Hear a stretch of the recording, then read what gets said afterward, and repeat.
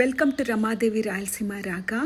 ఈరోజు మాతా కీరవాణి టెంపుల్ గురించి బ్రీఫ్గా 3 ఫ్యామిలీస్తో మేము ఇలా ట్రిప్ ప్లాన్ చేసుకున్నాము. మా ఫ్లైట్ జర్నీ ఇలా మొదలైంది. మేము ప్లాన్ చేసుకున్నది కంప్లీట్గా 12 days ట్రిప్.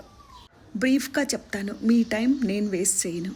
ఖీర్ భవానీ దుర్గాదేవి అవతారమైన మాతా రాగ్మాదేవి. ఇది శ్రీనగర్కు ఈశాన్యంలో 27 కిలోమీటర్ల దూరంలో చినార్ చెట్ల నడుమ సహజమైన నీటి బుగ్గ మధ్యలో నిర్మించబడింది. ఈ అమ్మవారికి భక్తులు పాలు పాయసం సమర్పిస్తారు. ఈ టెంపుల్ పొద్దున 8 నుంచి సాయంత్రం 6 దాకా తెరిచి ఉంటుంది. ఐడి కార్డ్ తప్పక ఉంచుకోవాలి. ఐడి కార్డ్ చూపిస్తేనే లోపలికి అలో ఉంటుంది. ఈ ఆలయం నునుపైన బూడిద రంగు రాళ్లను ఉపయోగించి అందంగా నిర్మించబడింది.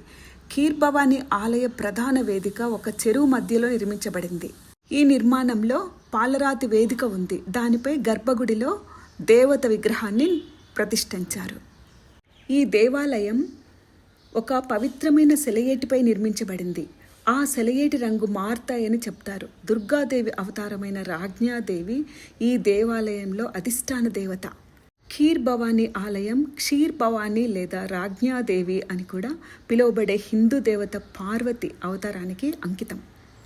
ఖీర్ అనే పదం దేవతను ప్రసన్నం చేసుకోవడానికి నైవేద్యంగా సమర్పించే పాలు మరియు బియ్యంతో చేసిన పాయసాన్ని సూచిస్తుంది. ఇక్కడి ప్రజలు రక్షక దేవత అయిన కులదేవతగా పూజిస్తారు. ఇక్కడి పవిత్రమైన సెలయేటికి ఒక ప్రత్యేక నమ్మకం ఉంది. ఈ పవిత్రమైన సెలయేటి నీటి రంగు నల్లగా మారినప్పుడు ఏదో అశుభం జరుగుతుందని మాతా ఖీర్ భవానీ భక్తుల్లో బలమైన నమ్మకం ఉంది.